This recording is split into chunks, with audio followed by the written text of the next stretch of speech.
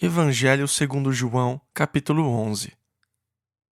Agora, nós temos que nos lembrar que João está pegando determinados incidentes na vida de Jesus pelos quais ele possa provar que Jesus era o Messias, o Filho do Deus vivo, levando pessoas a crer nele, para que através dessa fé elas possam ter a vida de Cristo concedidas a elas. E ele testifica que houveram muitas outras coisas que Jesus fez que ele não registrou, mas essas ele registrou para que você possa crer. E assim, João está escrevendo de um determinado ponto de vista, tentando nos encorajar à fé. No final do livro, ele declara novamente que se todas as coisas que deveriam ser escritas assim o fossem, todas as bibliotecas não poderiam abrigar os livros que seriam escritos sobre o assunto Jesus Cristo. Dessa maneira, ele está cuidadosamente escolhendo certos eventos e ele tem apontado tipos diferentes de milagres que Jesus fez. E no estudo passado, nós vimos o milagre do homem que nasceu cego e a prova que isso representou de que ninguém pode abrir os olhos de um homem cego, a não ser se ele for de Deus. E ele chega a uma das mais poderosas provas da divindade de Jesus Cristo, ao chegarmos à ressurreição de Lázaro. Versículo 1. Estava, porém, enfermo um certo Lázaro de Betânia. Betânia era apenas um vilarejo bem no topo do Monte das Oliveiras, na parte oriental, em direção ao deserto da Judéia, fora de Jerusalém. Betânia era vizinha de Jerusalém e é interessantemente chamada de aldeia de Maria e de sua irmã Marta, o que nos dá uma ideia sobre Maria e Marta, as irmãs de Lázaro. Maria era um tipo especial de pessoa que, quando você pensa em Betânia, você pensa em Maria. Ela é aquele tipo de pessoa sociável, muito amigável, super sociável, que todo mundo conhece e era como se fosse a sua própria aldeia. Era a vila que Maria havia cativado, sem dúvida, com a sua amizade e por ser sociável. Era a sua aldeia. E você pode dizer Betânia? Sim, a aldeia de Maria. Ela era muito devota a Jesus. Ela estava sentada aos seus pés, apenas absorvendo e aprendendo, enquanto Marta, a sua irmã, dizia: Senhor, faça ela vir e me ajudar. Isso não é justo. E Jesus disse: Ela escolheu a melhor parte, Marta. Você está sempre tão ocupada, querendo ter certeza de que tudo está no devido lugar, e realmente tudo assim está, mas Maria realmente escolheu a melhor parte, e isso não será tirado dela. Nós lemos isso em Lucas, capítulo 10, do versículo 40 ao 42. E é claro, foi ela quem ungiu os pés de Jesus com um perfume muito caro. Então, a aldeia de Maria, muito especial. Eu estou ansioso para conhecer Maria. Eu tenho certeza de que ela é uma pessoa especial que você adoraria conhecer. A sua irmã Marta também era uma pessoa excepcional, mas com um temperamento diferente do de Maria. Versículo 2. E Maria era aquela que tinha ungido o Senhor com unguento, e lhe tinha enxugado os pés com os seus cabelos, cujo irmão Lázaro estava enfermo. E então, João está identificando para nós que Maria é essa, porque na verdade, no Novo Testamento, haviam provavelmente 4 Marias que estão envolvidas com a história de Jesus. E é claro, sua mãe, e então Maria Madalena, e Maria, a irmã de Lázaro. E também havia Maria, a esposa de Cleopas. Lá na cruz, você tinha a Maria, mãe de Jesus, a Maria Madalena e a Maria, a esposa de Cleopas. E assim, você tem pelo menos 4 Marias no registro do Novo Testamento. E dessa maneira, João achou necessário identificar Maria. Versículo 3. Mandaram-lhe, pois, suas irmãs dizer: Senhor, eis que está enfermo aquele que tu amas. É muito interessante o fato de que elas não fizeram nenhuma exigência para que Jesus o curasse.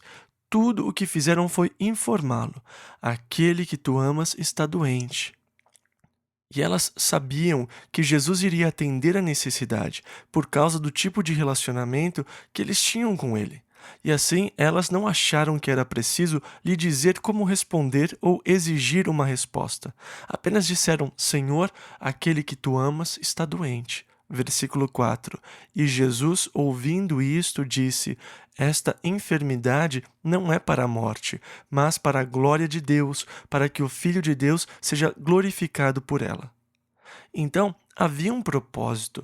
Deus havia permitido essa enfermidade para que Deus pudesse demonstrar o seu poder através de Jesus Cristo ao ressuscitar Lázaro. Versículos 5 e 6. Ora, Jesus amava a Marta e a sua irmã e a Lázaro. Ouvindo, pois, que estava enfermo, ficou ainda 2 dias no lugar onde estava. João aqui achou necessário apontar que Jesus realmente os amava. Não foi uma falta de consideração, mas uma demora intencional de Jesus por 2 dias. A essa altura, Jesus estava no Rio Jordão, cerca de 32 quilômetros de Betânia. E naqueles dias, você podia viajar uns 16 quilômetros por dia. E essa era a média de um dia de jornada. E então, mais ou menos a cada 16 quilômetros no caminho de qualquer lugar que você estivesse indo, ou você alcançava uma vila, ou se não houvesse vilas naquele percurso, então eles tinham hospedarias, algum estábulo onde poderiam ficar. E tendo em vista que o lugar entre Betânia e Jericó era bem desolado, sem vilarejos, mas no meio do caminho havia uma hospedaria. Isso é o que era bem frequente naqueles dias. Se não houvesse vilas, havia pelo menos uma hospedaria, e assim você podia viajar os seus 16 quilômetros. O seu objetivo era alcançar os 16 quilômetros até você chegar ao pátio. E uma hospedaria não é como um hotel. Era apenas uma área murada com uma pequena casa onde o gerente da hospedaria fica e um poço, geralmente no centro do pátio. Mas você podia se aproximar da parede e se proteger do vento. Era apenas um lugar para passar a noite, beber água, só isso. E eles não ofereciam comida, era apenas um abrigo, nem mesmo um abrigo coberto. E assim, estando no Rio Jordão, ele estava a 2 dias de viagem de Betânia. E assim elas enviaram a mensagem para Jesus, o que levou 2 dias para o mensageiro chegar ao Rio Jordão. E depois que ele recebeu a mensagem, ele ficou por mais 2 dias no Rio Jordão, antes dele começar a sua viagem de 2 dias de volta a Betânia. Então, você tem mais ou menos 6 dias envolvidos aqui. Ou, se o mensageiro, digamos, veio em apenas um dia, o fato dele ter ficado por mais 2 dias e daí fez a viagem de 2 dias, o que nos dá entre 5 e 6 dias entre o envio da mensagem para Jesus e a sua chegada em Betânia. Mas nós notamos que foi uma demora intencional da parte de Jesus. E durante esse atraso deliberado, Jesus sabia exatamente o que estava se passando em Betânia. Ouvindo, pois, que estava enfermo, ficou ainda 2 dias no lugar onde estava. Versículo 7. Depois disso, disse aos seus discípulos: Vamos outra vez para a Judéia, ou seja, para a área de Jerusalém. Versículo 8. Disseram-lhe os discípulos: Rabi, ainda agora os judeus procuravam apedrejar-te e tornas para lá? Ou seja, vocês se lembram quando Jesus estava lá e eles disseram: Nos diga abertamente se você é o Messias. E Jesus novamente declarou seu relacionamento com o Pai. E eles apanharam pedras para apedrejá-lo. E então os discípulos estão perguntando: Senhor, da última vez que você esteve lá, eles tentaram te apedrejar. Por que você quer voltar para lá? Versículo 19. Jesus respondeu: Não há 12 horas no dia? Ou seja, 12 horas de luz, e ele está falando aqui sobre o que chamamos de dia, o período de 12 horas de luz. Versículos 9 e 10. Se alguém andar de dia, não tropeça, porque vê a luz deste mundo. Mas, se andar de noite, tropeça, porque nele não há luz. Assim, eu tenho que fazer a minha obra enquanto ainda é dia. É o que Jesus basicamente estava dizendo. Versículo 11. Assim falou, e depois disse-lhes: Lázaro, o nosso amigo, dorme, mas vou despertá-lo do sono. O que acontece com o Filho de Deus é diferente do que acontece com alguém que não seja Filho de Deus no que chamamos morte. E porque há uma diferença enorme, a Bíblia não usa o termo morte para falar sobre a partida da alma de um cristão do seu corpo. Ela simplesmente chama isso de dormir. Você se lembra quando Jesus foi para curar a filha de Jairo e quando ele chegou à casa, as pessoas estavam esperando porque ela havia morrido. E Jesus disse: Ela não está morta, está apenas dormindo. E riram-se dele, e por isso ele os expulsou. Paulo, escrevendo aos Tessalonicenses, disse: Não quero, porém, irmãos, que sejais ignorantes acerca dos que já dormem, para que não vos entristeçais como os demais que não têm esperança. Lemos isso em 1 aos Tessalonicenses, capítulo 4, versículo 13. E assim, esse era um termo que era usado, mas porém não num sentido exato, porque há aqueles que pegaram a ideia de dormir e criaram uma doutrina sobre o adormecer da alma.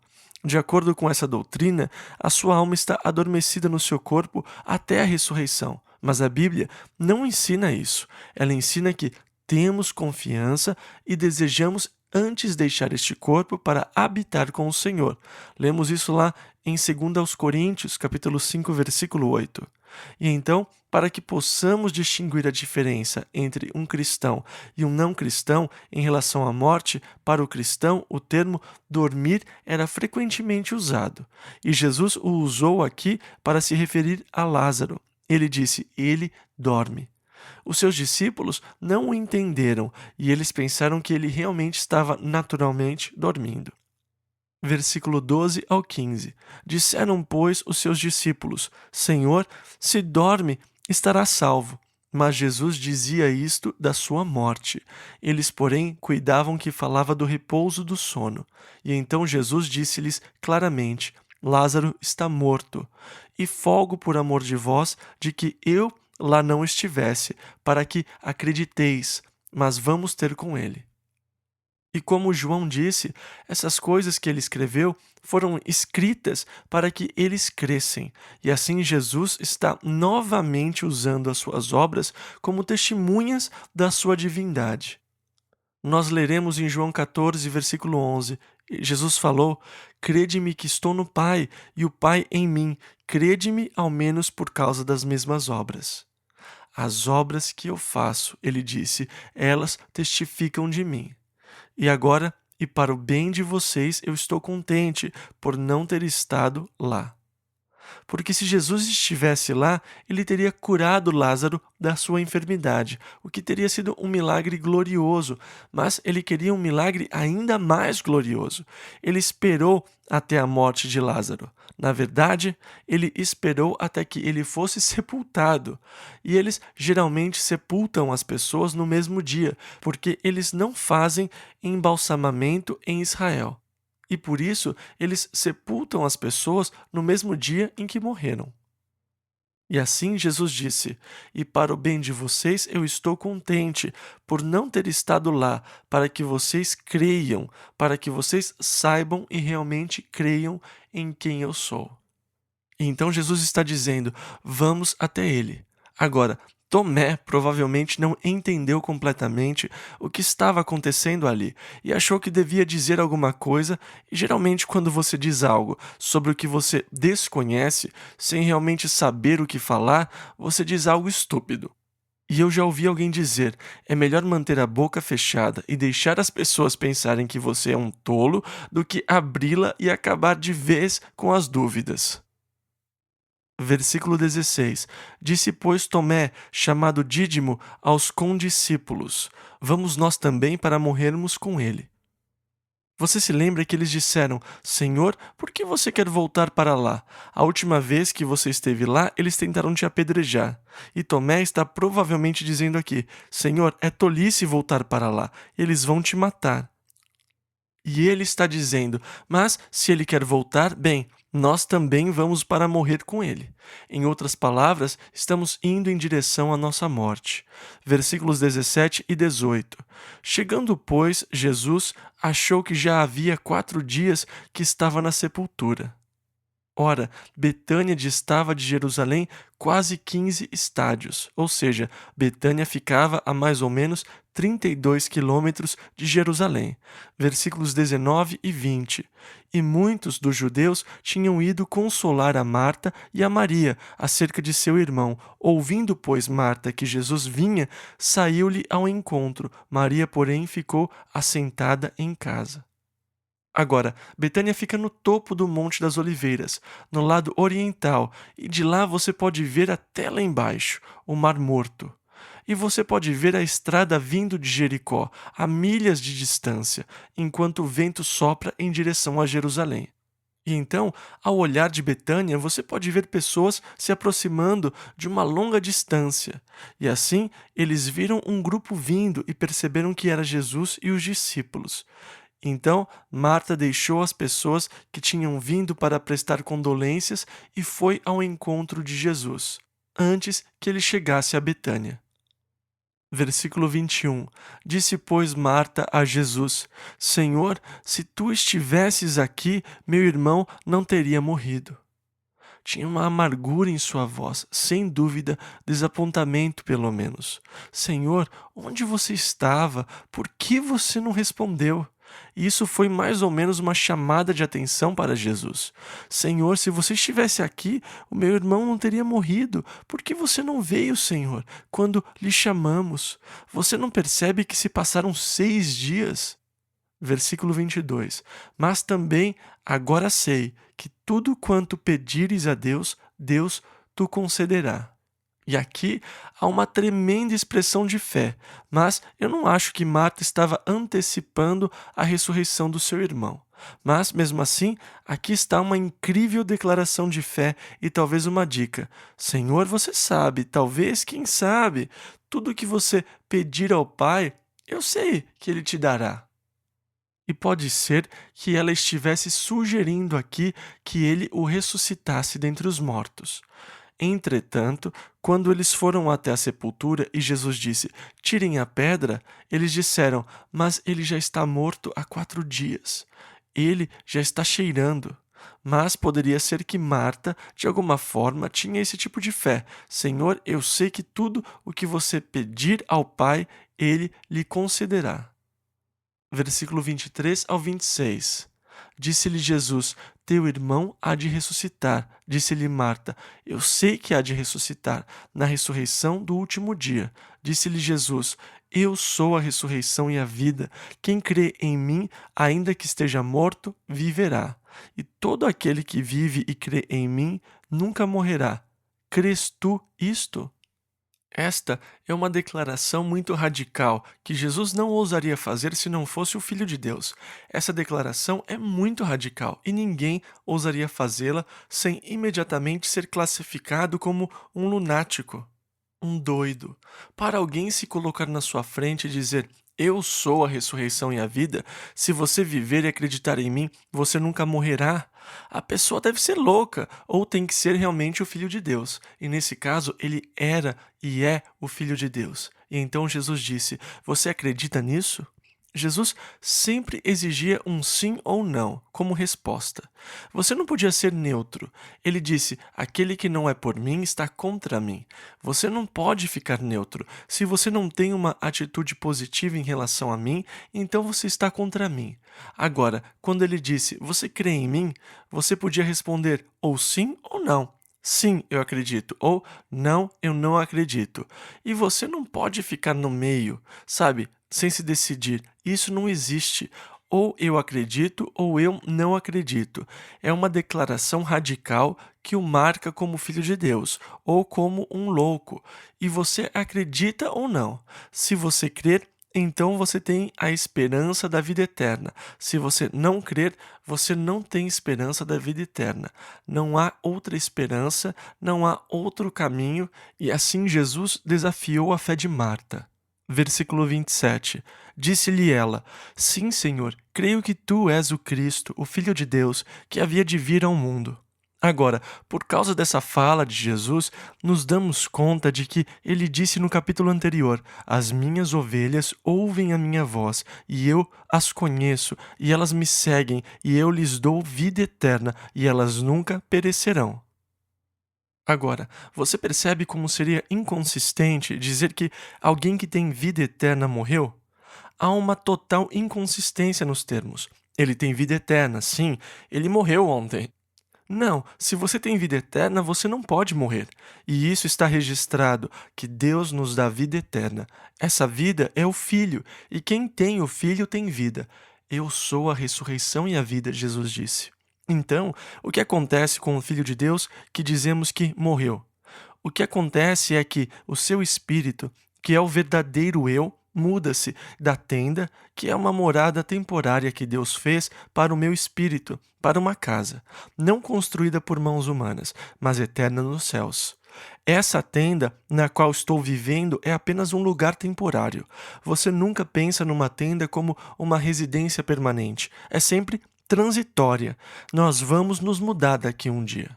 E é interessante que ainda hoje os beduínos existam na Terra Santa.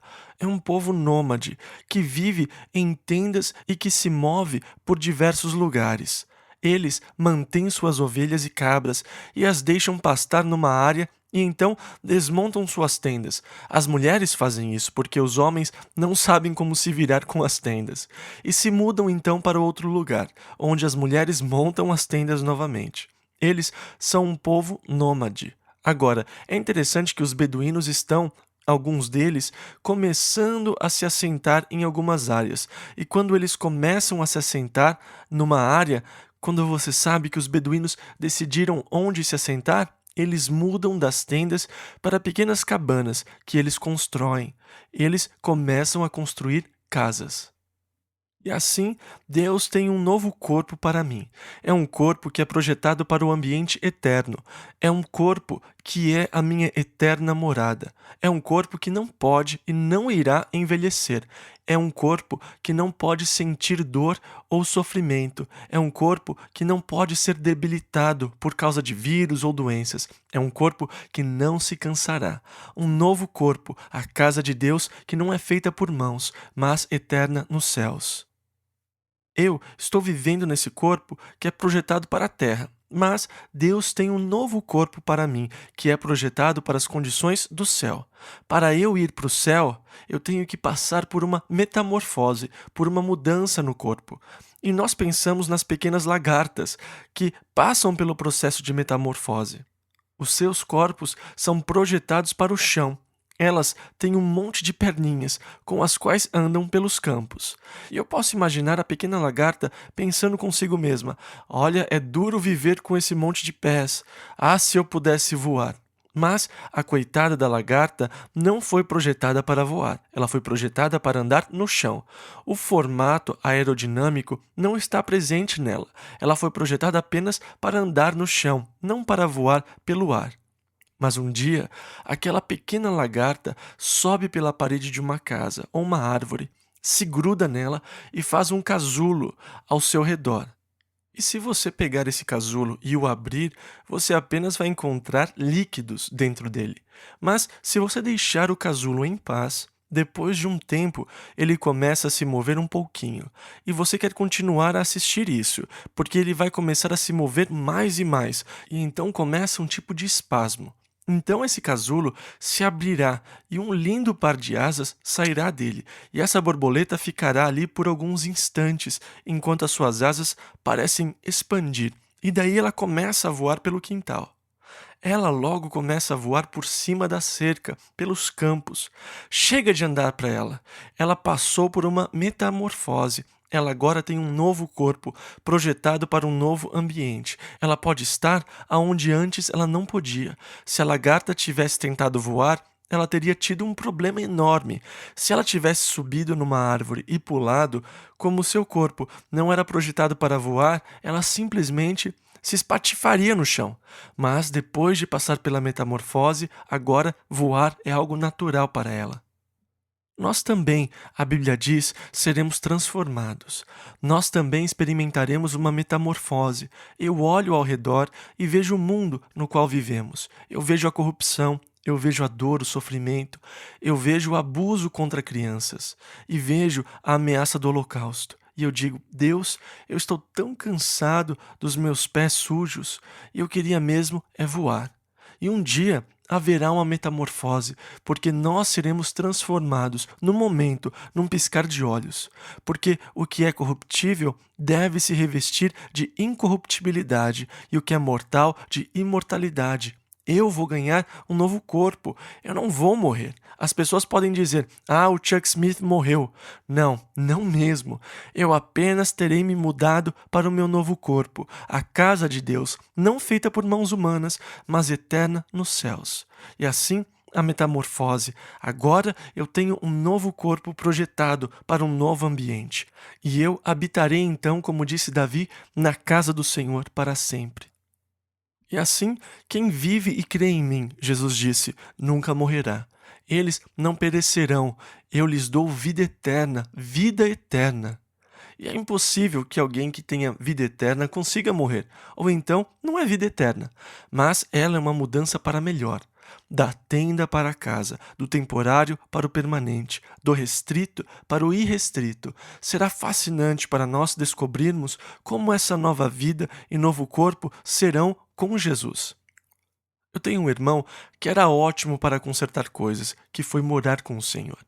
E eu estou ansioso para vê-lo, porque eu tenho certeza que ele descobriu um monte de coisas que outras pessoas não sabem.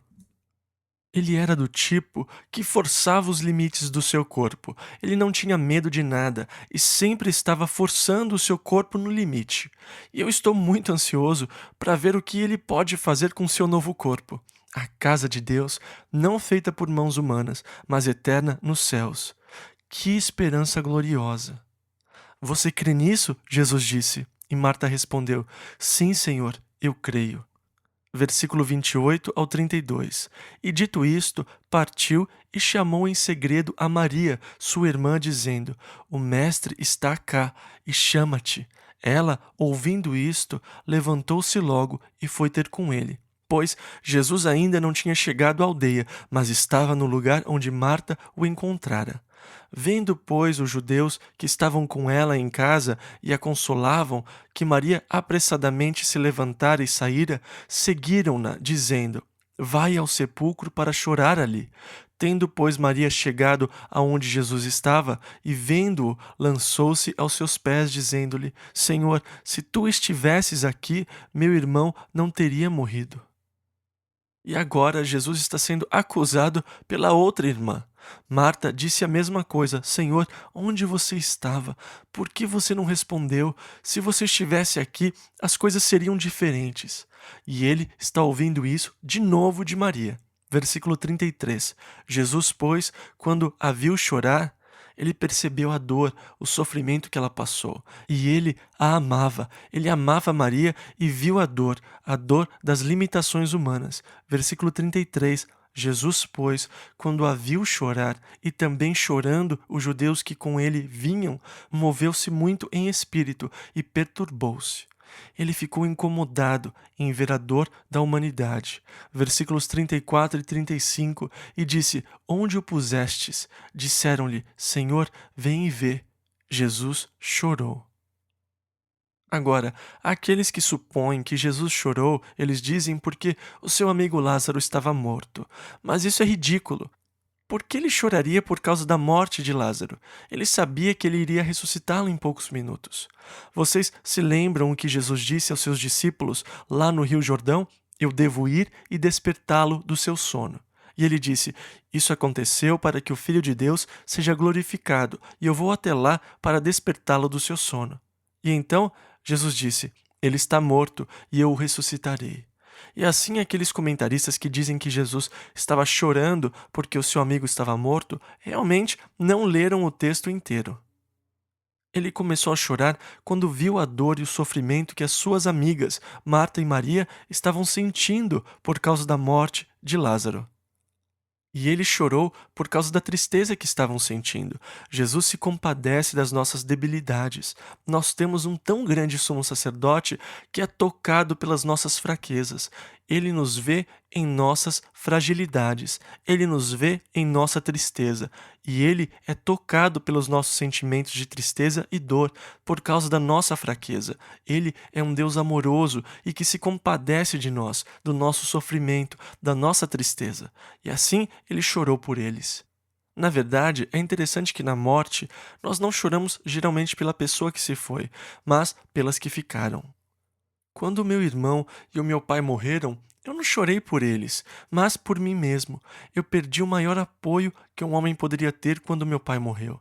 E também perdi um irmão maravilhoso quando ambos morreram num acidente de avião. Eu experimentei essa terrível perda e eu chorei por mim. Eu fiquei um pouco triste por eles por terem ido para tão longe de mim e, na verdade, passarem na minha frente. Eu tive um pouco de ciúmes deles. Mas o que eu perdi foi o grande apoio deles que me amavam, a companhia do meu irmão. Nós sempre nos demos muito bem. Nós compramos barcos juntos, esquiávamos juntos e fazíamos tudo juntos. Nós passávamos ótimos momentos juntos. Embora ele fosse muitos anos mais novo que eu, nós éramos muito unidos e eu sabia que sentiria muita falta deles. Eu sabia que sentiria muita falta dos conselhos deles. E eu chorei por mim. Era um choro egoísta do tipo, eu não acredito nesses caras. Eles estão indo e me deixando para trás. Eu estava chorando, mas eu estava chorando por mim. Jesus não chorou por Lázaro. Você não chora pela pessoa morta que está no Senhor. Se ela não estiver no Senhor, então é diferente. Não quero, porém, irmãos, que sejais ignorantes acerca dos que já dormem, para que não vos entristeçais como os demais que não têm esperança. Paulo escreveu isso em sua primeira carta aos Tessalonicenses, no capítulo 4, no versículo 13. Agora, versículo 36, disseram, pois, os judeus, vede como o amava. Eles também não compreenderam o seu choro. E se referindo ao último milagre lá em Jerusalém, versículo 37 ao 39, e alguns deles disseram, não podia ele, que abriu os olhos ao cego, fazer também com que este não morresse? Jesus, pois, movendo-se outra vez muito em si mesmo, veio ao sepulcro, e era uma caverna, e tinha uma pedra posta sobre ela. Disse Jesus, tirai a pedra. Agora, Marta, você se lembra, disse, Senhor, eu sei que tudo quanto pedires a Deus Ele fará. E foi Marta que disse. E agora ela vai dizer outra coisa. Versículo 39 ao 42. Marta, irmã do defunto, disse-lhe, Senhor, já cheira mal, porque é já de 4 dias. Disse-lhe Jesus, não te hei dito que, se creres, verás a glória de Deus? Tiraram, pois, a pedra de onde o defunto jazia. E Jesus, levantando os olhos para cima, disse, Pai, graças te dou por me haveres ouvido. Eu bem sei que sempre me ouves, mas eu disse isto por causa da multidão que está em redor, para que creiam que tu me enviaste. Jesus já havia dito, não crês tu que eu estou no Pai e que o Pai está em mim? As palavras que eu vos digo, não as digo de mim mesmo, mas o Pai que está em mim é quem faz as obras. Crede-me que estou no Pai, e o Pai em mim. Crede-me ao menos por causa das mesmas obras. E agora, Jesus está dando uma outra grande prova de que o Pai está nele, e ele está no Pai, de que ele é um com o Pai. Ele está oferecendo uma grande prova. Mas eu disse isto por causa da multidão que está em redor, para que creiam que tu me enviaste. Versículo 43. E tendo dito isto, clamou com grande voz, Lázaro, sai para fora. Um comentarista disse que, se Jesus tivesse apenas dito, sai para fora, todos os mortos de dentro do sepulcro teriam ressuscitado. E assim ele disse especificamente, Lázaro, sai para fora. Versículo 44 ao 48. E o defunto saiu, tendo as mãos e os pés ligados com faixas, e o seu rosto envolto num lenço. Disse-lhes Jesus, desligai-o e deixai-o ir. Muitos, pois, dentre os judeus que tinham vindo a Maria e que tinham visto o que Jesus fizera, creram nele. Mas alguns deles foram ter com os fariseus e disseram-lhes o que Jesus tinha feito. Depois, os principais dos sacerdotes e os fariseus formaram um conselho e diziam: que faremos, porquanto este homem faz muitos sinais? Se o deixamos assim, todos crerão nele, e virão os romanos, e tirar-nos-ão o nosso lugar e a nação. Agora, João nos dá aqui uma pequena ideia sobre a conspiração para condenar Jesus à morte. Esses líderes religiosos estavam temerosos por suas posições, do tipo: nós não seremos os mais importantes, vamos perder os nossos empregos e perderemos as nossas posições. O que vamos fazer? Nós temos que fazer alguma coisa, senão os nossos empregos estarão ameaçados. Versículos 49 e 50. E Caifás, um deles que era sumo sacerdote naquele ano, lhes disse: vós nada sabeis, nem considerais que nos convém que um homem morra pelo povo, e que não pereça toda a nação. Agora, João está dizendo que Caifás não compreendia tudo o que ele estava falando. Ele era o sumo sacerdote e, por causa da sua posição, ele estava agora profetizando que um homem deveria morrer pela nação.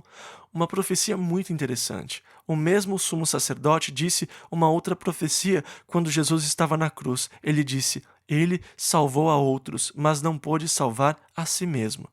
O que é uma super verdade. Se ele tivesse salvo a si mesmo, ele não poderia ter salvo os outros. Não era possível fazer as duas coisas na sua posição. Se Jesus tivesse descido da cruz, ele não poderia ter nos salvado. E assim esse homem disse: salvou os outros e a si mesmo não pode salvar-se. Uma declaração muito interessante e ainda verdadeira, porque ele era um sumo sacerdote, falando profeticamente como sumo sacerdote. Vocês não se dão conta de que é necessário que um homem morra para que toda uma nação não pereça? Que nos convém que um homem morra pelo povo e que não pereça toda a nação. E assim João aponta que ele não estava realmente dizendo isso dele mesmo. Versículos 51 ao 54. Ora, ele não disse isto de si mesmo, mas, sendo sumo sacerdote naquele ano, profetizou que Jesus devia morrer pela nação. E não somente pela nação, mas também para reunir em um corpo os filhos de Deus que andavam dispersos. Desde aquele dia, pois, consultavam-se para o matarem. Jesus, pois, já não andava manifestamente entre os judeus. Retirou-se dali para a terra, junto do deserto, para uma cidade chamada Efraim, e ali ficou com os seus discípulos. Então Jesus retornou para a região do Rio Jordão. Ele não ficou na área de Jerusalém após ressuscitar Lázaro. Versículo 55. E estava próxima a Páscoa dos judeus, e muitos daquela região subiram a Jerusalém antes da Páscoa para se purificarem. Agora, era necessário passar pelos rituais de purificação para poderem participar da Páscoa. E você tinha que ir a Jerusalém e tinha que fazer um voto diante do Senhor de que você passaria por esses ritos de purificação. Você se lembra, quando Paulo retornou para Jerusalém, havia uma festa se aproximando e ele queria se aproximar de Jerusalém para essa festa. E assim, quando ele chegou, porque ele queria participar dessa festa judaica, ele teve que passar pelos rituais de purificação. E quando alguém da Ásia o viu, disse: esse não é o cara que tem pregado para os gentios em toda parte? E eles começaram um grande tumulto quando viram Paulo no templo, passando pelos rituais de purificação. E por isso, muitos dos judeus iam mais cedo para Jerusalém, para passarem por esses rituais de purificação, para que pudessem participar da festa. E assim, versículos 56 e 57, buscavam, pois, a Jesus, e diziam uns aos outros, estando no templo: que vos parece? Não virá a festa? Ora, os principais dos sacerdotes e os fariseus tinham dado ordem para que, se alguém soubesse onde ele estava, o denunciasse para o prenderem. Evangelho segundo João, capítulo 12, versículo 1 ao 3. Foi, pois, Jesus 6 dias antes da Páscoa a Betânia, onde estava Lázaro, o que falecera e a quem ressuscitara dentre os mortos. Fizeram-lhe, pois, ali uma ceia, e Marta servia, e Lázaro era um dos que estavam à mesa com ele. E então Maria, tomando um arratel de unguento de nardo puro, de muito preço, ungiu os pés de Jesus e enxugou-lhes os pés com os seus cabelos, e encheu-se a casa do cheiro do unguento. Muito típico isso de Maria, adorando a Jesus, e Marta trabalhando. Deus tem nos dado essas qualidades. Marta ocupada servindo, Maria ocupada adorando. Versículos 4 e 5. Então um dos seus discípulos, Judas Iscariotes, filho de Simão, o que havia de traí-lo, disse: Por que não se vendeu este unguento por 300 dinheiros e não se deu aos pobres? Na verdade, ele era muito caro. Um denário ou um dinheiro equivalia a um dia de trabalho de um trabalhador braçal. E assim você tem quase o salário de um ano aqui, pelo qual esse perfume poderia ter sido vendido. Versículo 6.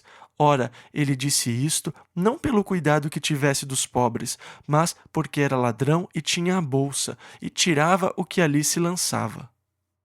Infelizmente, nessa cena na peça Jesus Cristo Superstar, eles tentam fazer de Jesus um tipo de pessoa esbanjadora, vivendo em riqueza, sem se importar com os pobres. E Judas se transforma em herói. Ele é o reformador social e o homem que se preocupa com os pobres. E eles não fazem justiça ao texto. E isso, concluímos, é feito de propósito. Porque está bem aqui. Judas realmente não se importava com os pobres, como ele foi retratado como sendo um homem maravilhoso, com uma preocupação social. Ele era um ladrão, ele cuidava da bolsa e andava roubando dela. Essa era a única razão que ele queria que o perfume fosse vendido para que o dinheiro fosse para a bolsa. Ele não era o tipo de pessoa que tentaram mostrar na peça. Versículos 7 e 8. Disse, pois, Jesus: Deixai-a. Para o dia da minha sepultura guardou isto, porque os pobres sempre os tendes convosco, mas a mim nem sempre me tendes. E assim, Jesus fez com que Judas a deixasse em paz. Versículos 9 e 10. E muita gente dos judeus soube que ele estava ali, e foram, não só por causa de Jesus, mas também para ver a Lázaro, a quem ressuscitara dentre os mortos. E perceba como esses homens eram maus, versículos 10 e 11. E os principais dos sacerdotes tomaram deliberação para matar também a Lázaro, porque muitos dos judeus, por causa dele, iam e criam em Jesus. Dessa maneira, eles vão tentar destruir as evidências ao matarem Lázaro. Versículos 12 e 13. No dia seguinte, ouvindo uma grande multidão que viera à festa, que Jesus vinha a Jerusalém, tomaram ramos de palmeiras e saíram-lhe ao encontro e clamavam: Hosana, bendito o Rei de Israel que vem em nome do Senhor. E assim, sabendo que Jesus estava vindo de Betânia, descendo do Monte das Oliveiras, as pessoas foram para o caminho que vem de Betânia, de lá do Monte das Oliveiras, do Vale do Cedron a Jerusalém. E conforme Jesus estava vindo, eles o saudaram, acenando com ramos de palmeiras.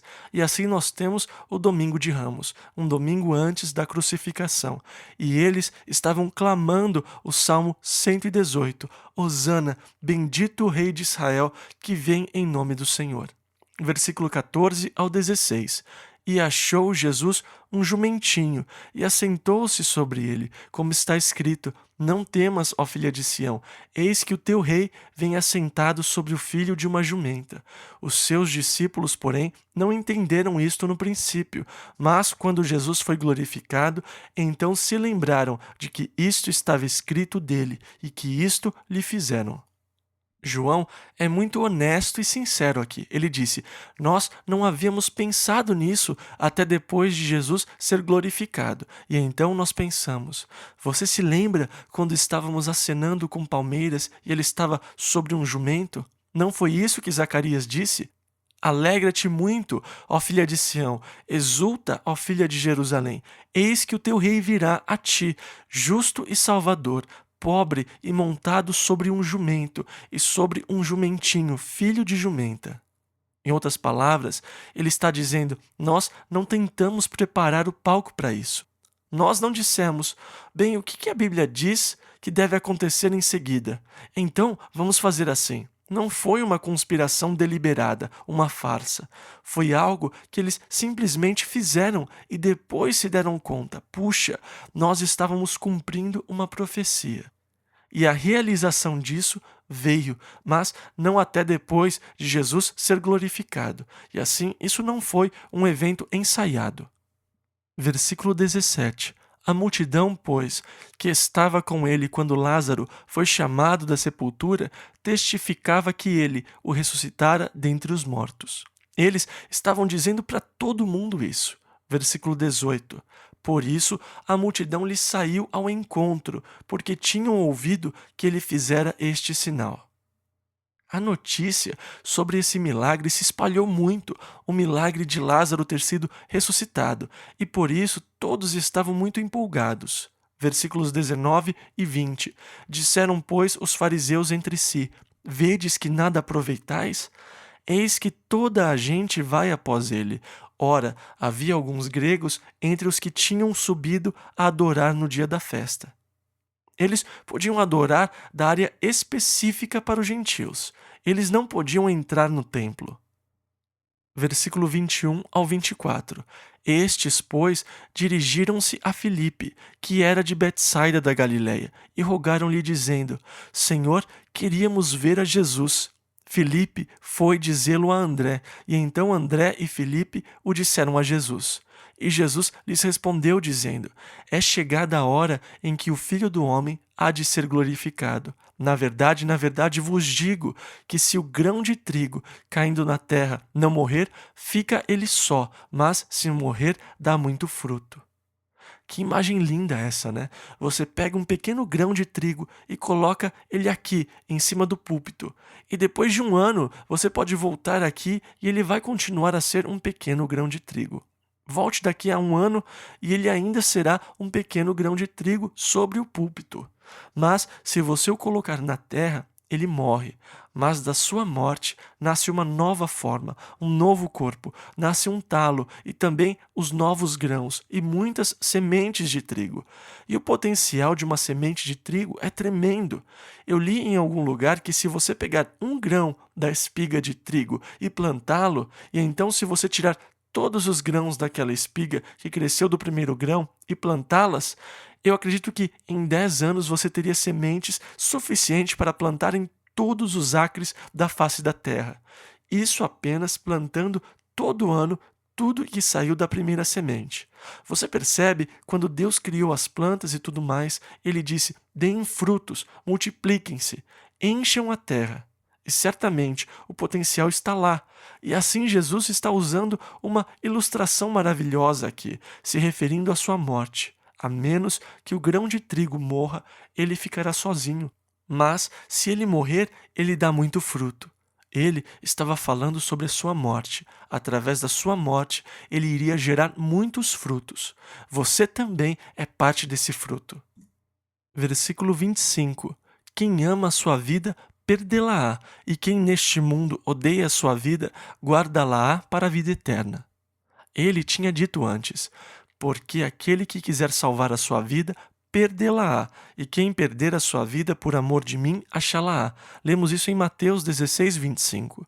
E é muito comum amar a vida, e assim você vai perdê-la de qualquer maneira. Mas se você está ansioso pela nova vida, a vida eterna, versículos 26 e 27, se alguém me serve, siga-me, e onde eu estiver, ali estará também o meu servo. E se alguém me servir, meu Pai o honrará. Agora a minha alma está perturbada, e que direi eu? Pai, salva-me desta hora, mas para isto vim a esta hora. Você se lembra que ele sempre dizia: a minha hora não é chegada ainda, a minha hora ainda não é chegada. Mas agora ele está se aproximando dessa hora. E ao se aproximar da hora, ele está começando a passar por esse conflito interior. A minha alma está perturbada, o que direi? Pai, me salve dessa hora? E aqui ele havia começado a experimentar a agonia do Getsêmani. Esses são os últimos dias. Ele sabe disso. No Getsêmani ele orou: Pai, se for possível, passa de mim este cálice, mas que seja feita a tua vontade, não a minha.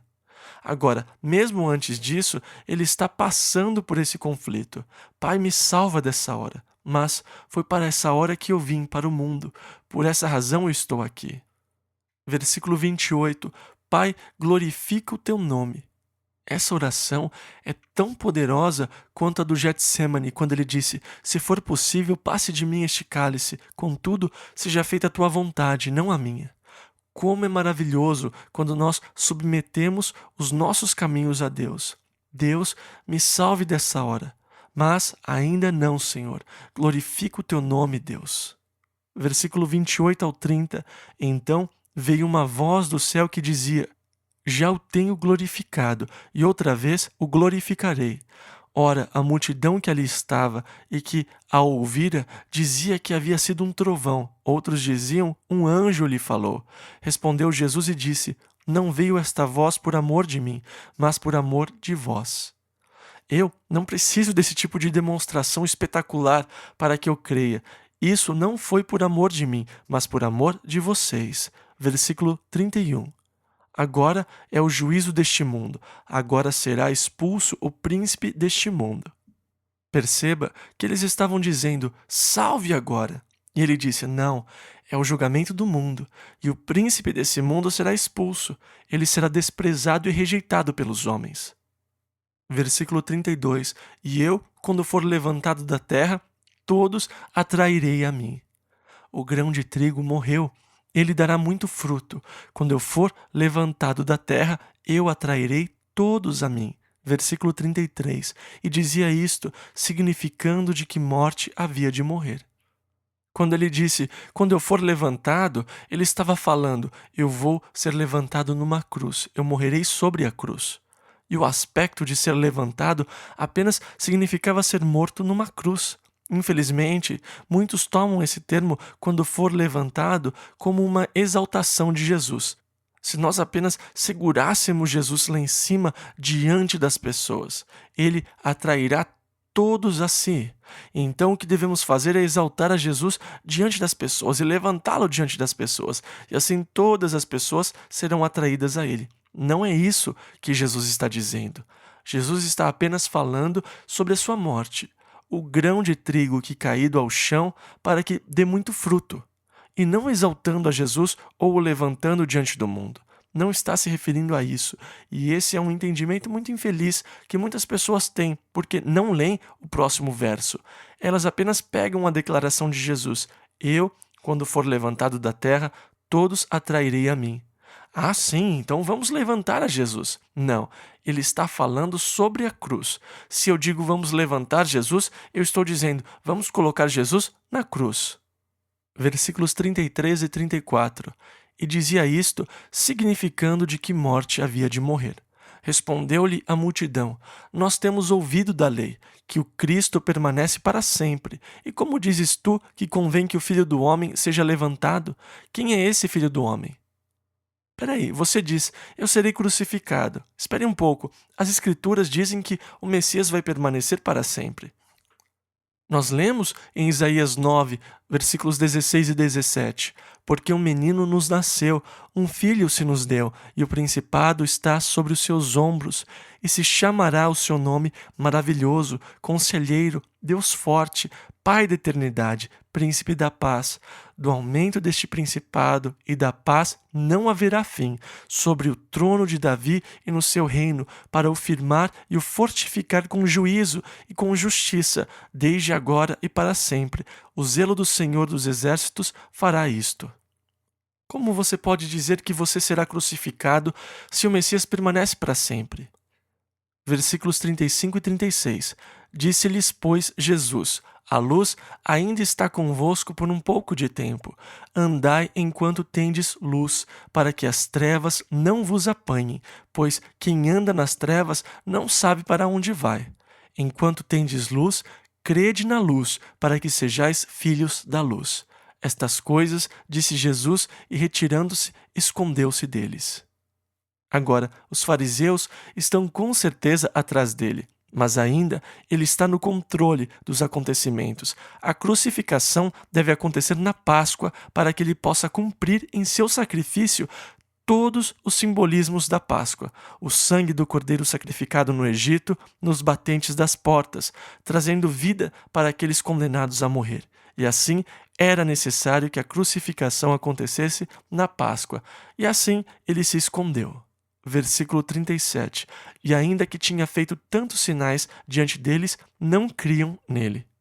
Agora, há essa concepção errada de que se uma pessoa pudesse ver um milagre, certamente elas creriam. Não mesmo. Elas viram tantos milagres e não creram. Na verdade, foi um pouco pior do que isso. Nós leremos no próximo verso que eles não creram. Versículo 38. Para que se cumprisse a palavra do profeta Isaías que diz: Senhor, quem creu na nossa pregação?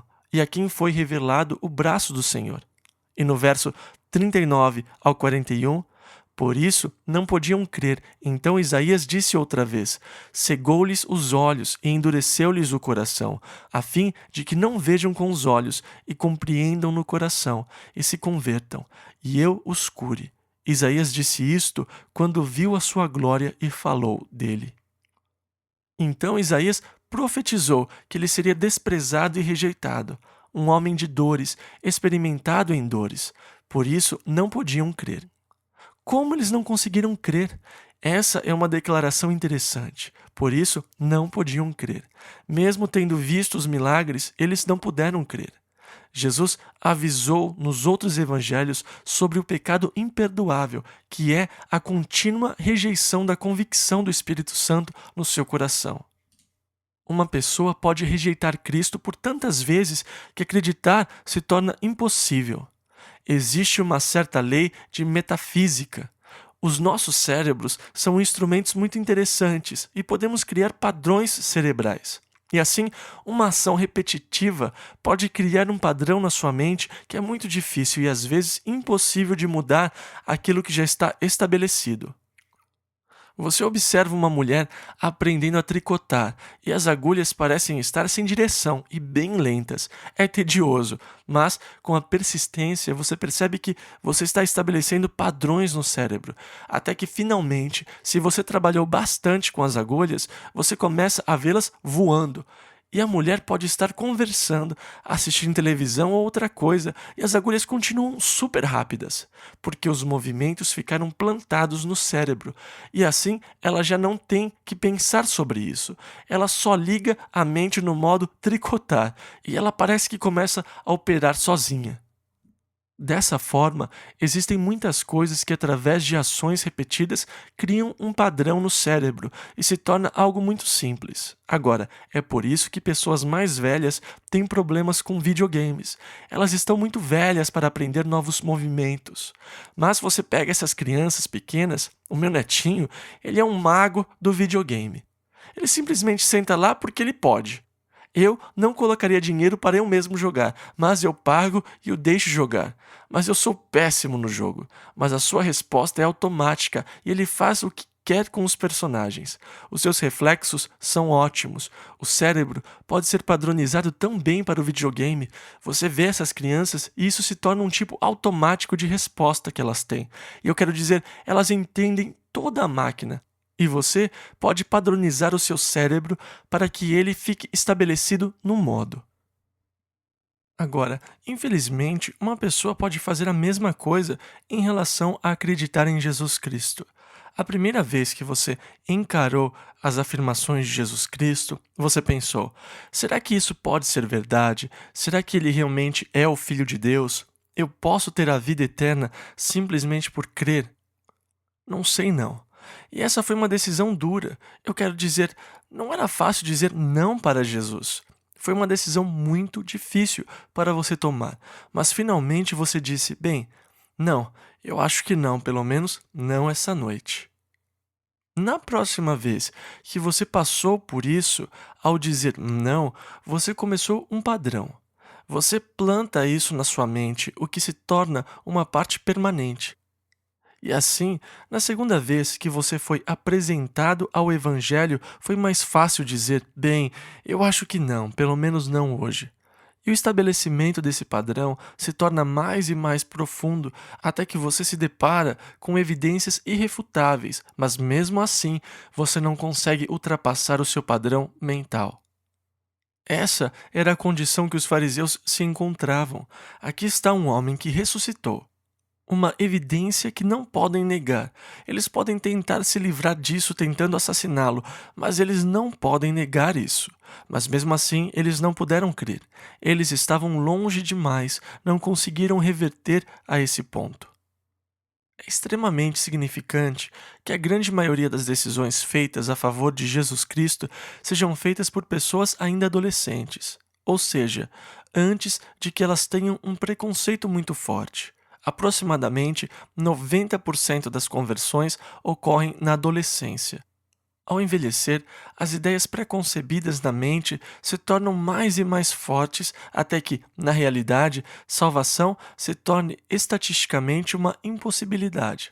Mas Deus é um Deus de graça, e dessa maneira vemos muitas vezes essas pessoas de 80 ou 90 anos aceitando a Jesus. Isso é um milagre. Estatisticamente é impossível. Mas Deus não está preso a estatísticas. Matematicamente, você pode mostrar a impossibilidade de uma pessoa de 70 anos aceitar a Jesus. Mas isso acontece. E o que você pode dizer? Deus é Deus de milagres. Salvação é um milagre. Por isso, não podiam crer. Agora, você se lembra quando o faraó endureceu o seu coração. E então, finalmente, Deus tomou o controle e endureceu seu coração. Deus vai confirmar você em sua posição. E dessa forma, Deus os confirmou em suas posições. Eles queriam tapar os olhos, não queriam ver. Tudo bem, então Deus os cegou. Eles não quiseram crer. Tudo bem, então Deus tornou a sua decisão firme. Cegou-lhes os olhos e endureceu-lhes o coração, a fim de que não vejam com os olhos e compreendam no coração, e se convertam, e eu os cure. Isaías disse isso quando viu a sua glória e falou dele. Versículo 42. Apesar de tudo, até muitos dos principais creram nele, mas não o confessavam por causa dos fariseus, para não serem expulsos da sinagoga. E aqui está um verso trágico das Escrituras, versículo 43. Porque amavam mais a glória dos homens do que a glória de Deus. Esse tem sido o castigo de muitas pessoas. Que tragédia quando isso é dito sobre alguém. Ele amava mais a glória dos homens do que a glória de Deus. E vocês sabem, tem aquele tipo de desculpa. Ah, eles podem não me compreender bem na danceteria se eu falasse sobre Jesus Cristo. E elas amaram mais a aprovação dos homens do que a aprovação de Deus. Que comentário mais triste sobre a vida de muitas pessoas. Eu estou mais preocupado com o que as pessoas vão pensar de mim do que aquilo que Deus pensará de mim. Eu estou mais interessado em receber os tapinhas nas costas dos homens do que receber a aprovação de Deus. Eles amam mais a glória dos homens do que a glória de Deus. Isso é muito sério. Versículos 44 e 45. E Jesus clamou e disse: Quem crê em mim, crê, não em mim, mas naquele que me enviou. E quem me vê a mim, vê aquele que me enviou. Filipe disse: Senhor, nos mostre o Pai e ficaremos satisfeitos. E Jesus respondeu: Filipe, tendo eu estado com vocês por todo esse tempo, você não me viu? Aquele que me vê, vê o Pai. Como então você diz: mostre-nos o Pai? Nós veremos esse texto na semana que vem. Aquele que vê a mim, vê o Pai que me enviou. Versículo 46. Eu sou a luz que vim ao mundo, para que todo aquele que crê em mim não permaneça nas trevas. Agora, o apóstolo Paulo disse, em sua primeira carta aos Tessalonicenses, capítulo 5, versículos 4 e 5, Mas vós, irmãos, já não estáis em trevas, para que aquele dia vos surpreenda como um ladrão, porque todos vós sois filhos da luz e filhos do dia. Isso fazendo uma referência à declaração de Jesus aqui em João, capítulo 12. Versículo 47 agora. E se alguém ouvir as minhas palavras e não crer, eu não o julgo, porque eu vim não para julgar o mundo, mas para salvar o mundo. Quantas vezes Jesus disse isso? Quem não crê já está condenado. Eu não vim para condenar o mundo, mas que o mundo, através de mim, possa ser salvo. Isso aconteceu no início do seu ministério. Ele disse isso a Nicodemos, aqui mesmo em João, no capítulo 3. Porque Deus amou o mundo de tal maneira que deu o seu Filho unigênito, para que todo aquele que nele crê não pereça, mas tenha a vida eterna. Porque Deus enviou o seu Filho ao mundo, não para que condenasse o mundo, mas para que o mundo fosse salvo por ele. Quem crê nele não é condenado. Eu não vim para julgar o mundo. Se alguém não crê em mim, eu não a julgo. Eu não vim para julgar, eu vim para salvar. Essa é a sua gloriosa missão: não trazer condenação, não para julgar, mas para trazer salvação aos homens.